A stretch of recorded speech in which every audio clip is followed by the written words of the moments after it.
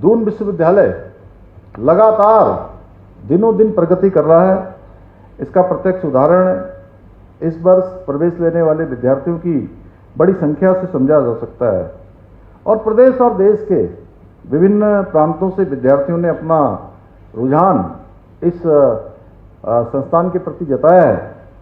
हमारी सरकार मध्यम आय वर्ग के विद्यार्थियों की परेशानियों को बहुत अच्छी तरह से समझती है। उनको आना जाना पड़ता है और आना जाना एक बड़ी समस्या है, इसलिए हर कोई निजी वाहन से आना जाना नहीं कर सकता।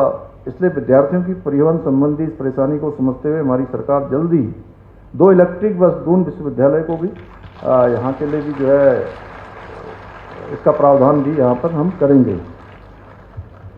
साथियों, मुझे विश्वास है कि ये सभी कार्य आने वाले समय में एक मील का पत्थर साबित होंगे। मैं आप सबसे कहना चाहता हूँ कि विश्वविद्यालय का जीवन केवल कक्षा और परीक्षा तक सीमित नहीं होता है, क्योंकि मुझे लंबे समय तक मैं विश्वविद्यालय का स्टूडेंट रहा हूँ और अनेक फैकल्टियों में मैंने अध्ययन किया है। इसलिए मैं कहना चाहता हूँ कि विश्वविद्यालय वो जगह है जहाँ आप अपनी क्षमताओं को निखारते हैं, अपनी सोच को विकसित करते हैं, उसको एक विस्तार रूप देने का काम करते हैं और जहाँ आप ये तय करते हैं कि जीवन में आपको किस दिशा में आगे बढ़ना है और अपनी पहचान कैसे बनानी है। इसलिए यहाँ पर आपको पहले दिन से ही अपने समय का सदुपयोग करना है, अपनी क्षमताओं को, जो भी आपके अंदर पोटेंशियल है उसको निखारना है। बड़े सपने देखिए और उन्हें सच करने में जुट जाइए, क्योंकि किसी भी राष्ट्र की सबसे बड़ी ताकत उसकी युवा शक्ति होती है और जिस देश का युवा सपना देखने का साहस रखता है, उन सपनों को पूरा करने का संकल्प रखता है और उन संकल्पों को पूरा करने के लिए कठोर परिश्रम करता है, उस देश को आगे बढ़ने से कोई शक्ति रोक नहीं सकती है। और आज भारत के पास जो सबसे बड़ी ताकत है उसकी युवा आबादी है, और वही युवा शक्ति विकसित भारत की भी सबसे बड़ी फाउंडेशन बनने वाली है। और आज इस युवा शक्ति को अवसर देने का काम आदरणीय प्रधानमंत्री श्री नरेंद्र मोदी जी के नेतृत्व में पूरे देश में हो रहा है। मेक इन इंडिया है, स्टार्टअप इंडिया है, स्किल इंडिया है, डिजिटल इंडिया है और ऐसे अनेक पहलों ने युवाओं के लिए अनेक अवसरों के द्वार खोले हैं। और आज हमारा युवा उद्यम करने वाला बन रहा है, न कि नौकरी तलाशने वाला, दूसरों को भी रोजगार देने की दिशा में आगे बढ़ रहा है। और साथियों, मैं आज कहना चाहता हूं कि अभी जो ये नया युग है, इसमें AI, machine learning, big data जैसे आधुनिक जो कोर्सेज हैं उसको शुरू करने की जो ऐतिहासिक पहल हमारे विश्वविद्यालय और शोध संस्थानों में हुई है, वहीं साइंटिफिक रिसर्च को बढ़ावा देने के लिए साइंस सिटी, एस्ट्रो पार्क का निर्माण भी हमारे राज्य के अंदर हो रहा है। आप सबको जानकारी होगी कि पूरे देश की 5वीं सबसे बड़ी साइंस सिटी कहीं बन रही है, तो हमारे प्रदेश की राजधानी देहरादून में, यहीं देहरादून में सबसे बड़ी दुनिया के भारतवर्ष की 5वीं साइंस सिटी का निर्माण कार्य बहुत तेजी से चल रहा है। और मैं इसलिए कहना चाहता हूं कि आज का दौर केवल नौकरी का दौर नहीं है, बल्कि स्टार्टअप का भी दौर है, उद्यमिता का भी है और हमारे युवाओं के पास विचारों का एक बड़ा भंडार है। बस उनकी प्रतिभाओं को पहचानने की आवश्यकता है, उन्हें केवल सही अवसर मिले, सही स्थान मिले, मंच मिले। इसलिए स्टार्टअप का बेहतर इकोसिस्टम बने, उसके लिए हम काम कर रहे हैं। हम चाहते हैं कि आप सब आने वाले समय में जब आप विश्वविद्यालय से अपनी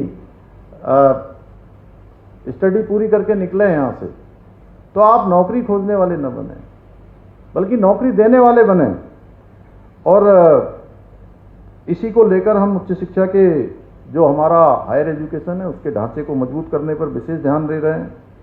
राज्य के अंदर 9 महाविद्यालय, 20 मॉडल कॉलेजों की स्थापना के साथ साथ महिला छात्रावास, आईटी लैब, परीक्षा भवन जैसी सुविधाओं का विस्तार किया जा रहा है। इसके साथ ही भर्ती परीक्षाओं के माध्यम से शिक्षकों की कमी को दूर करने का भी प्रयास किया जा रहा है। साथियों, हम राज्य में विश्वविद्यालय की संख्या बढ़ाने के साथ साथ शिक्षा और शोध को बेहतर करने पर भी पूरी तरह से ध्यान दे रहे हैं। इसी उद्देश्य से हमने मुख्यमंत्री शोध प्रोत्साहन योजना, जिसमें हमारे शिक्षकों को, प्राध्यापकों को 18 लाख रुपए तक का शोध अनुदान देने का हमने प्रावधान किया है और जो अच्छे उत्कृष्ट शोध पत्र हैं उनको विशेष प्रोत्साहन भी हम पुरस्कार भी प्रदान कर रहे हैं। इसके अलावा यूपीएससी, एनडीए, सीडीएस जैसी जो परीक्षाएं हैं उनको पास करने वाले युवाओं को इंटरव्यू की तैयारी के लिए 50,000 रुपये की सहायता भी प्रदान कर रहे हैं। लेकिन साथियों, ये सभी शिक्षा और अवसर तभी सार्थक होंगे जब आपके सपनों की राह में कोई बाहरी बाधा ना आए। मैं जानता हूं यहाँ आप में से अनेक उपस्थित हमारे जो स्टूडेंट हैं वो सरकारी सेवा में जाने का सपना देख रहे होंगे और मैं जानता हूं कि हमारे युवाओं ने पेपर लीक, भर्ती में होने वाली धांधली को उसके कारण कितनी निराशा झेली है। इसी को ध्यान में रखते हुए हम पूरे देश का सबसे सख्त नकल विरोधी कानून हमने राज्य के अंदर लागू किया है। इस कानून के द्वारा हमने साफ किया है कि उत्तराखंड के युवा की मेहनत के साथ किसी भी प्रकार का कोई खिलवाड़ नहीं होने दिया जाएगा और इस पारदर्शी व्यवस्था का ये परिणाम आया कि 34,000 से अधिक युवाओं को सरकारी नौकरियां मिल गई हैं। साथियों, हमारे युवाओं को लेकर विजन बहुत व्यापक है। हम केवल सरकारी नौकरियों तक उनको सीमित नहीं रखना चाहते, बल्कि हम अपने युवाओं को मुख्यमंत्री स्वरोजगार योजना, अन्य नीतियों के माध्यम से आत्मनिर्भर बनाने का हमारा लगातार प्रयास है। इसलिए हम home stay, organic farming, tourism, स्थानीय उद्यमों को बढ़ावा देने पर विशेष ध्यान दे रहे हैं, जिससे हमारे युवाओं को रोजगार की तलाश में अपनी मिट्टी, अपने घर को छोड़कर बाहर न जाना पड़े और हमारी जवानी और हमारा पानी हमारे उत्तराखंड के ही काम आए।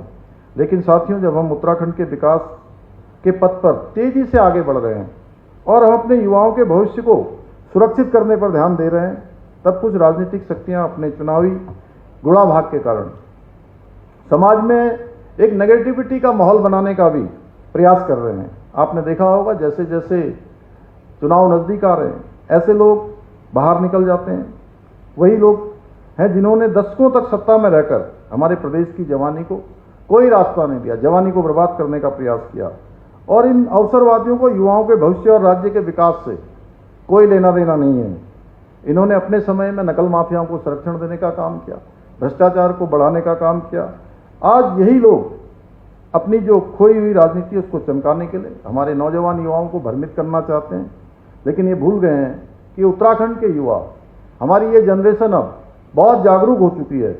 वो सब समझते हैं कि कौन लगातार 5 सालों तक काम करते हैं, प्रत्येक दिन अनवरत रूप से राज्य को आगे बढ़ाने का काम करते हैं और कौन सिर्फ ऐसे समय में, चुनाव के समय में दिखाई देते हैं।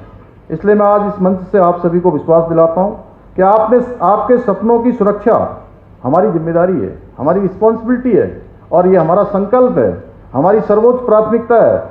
और स्वामी विवेकानंद जी ने अभी विनोद चमोली जी ने कहा कि स्वामी विवेकानंद जी उस समय के इतने युवा थे तो उन्होंने उस समय कहा था, उठो जागो और तब तक मत रुको जब तक लक्ष्य प्राप्त न हो जाए। और मैं भी आपसे यही कहना चाहता हूं कि आप लोग मन लगाकर पढ़ाई करें, नई सोच के साथ आगे बढ़ें और उत्तराखंड को देश का सर्वश्रेष्ठ राज्य बनाने के हमारे विकल्प भाई संकल्प को पूरा करने में अपना योगदान दें। आपका मैं साथी, मुख्य सेवक के रूप में, आपके सहयोगी के रूप में हमेशा आपके साथ है। इन्हीं शब्दों के साथ मैं आप सभी के सफल और उज्जवल भविष्य की मंगल कामना करते हुए अपनी बात को समाप्त करता हूं। धन्यवाद।